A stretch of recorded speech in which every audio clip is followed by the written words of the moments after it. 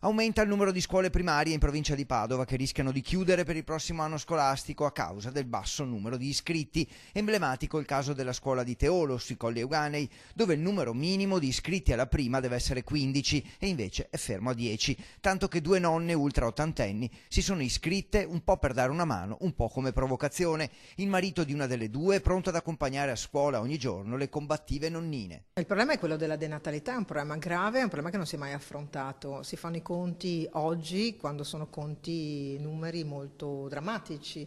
Certo sappiamo che chiudere le piccole scuole vuol dire anche chiudere dei presidi di identità e di territorialità. Dal Veneto intanto parte la proposta di una nuova offerta formativa che si adatti alla situazione per tenere vivo il rapporto del territorio con le scuole. Certo, prima bisogna convincere le istituzioni e non solo. Noi stessi a far più figli.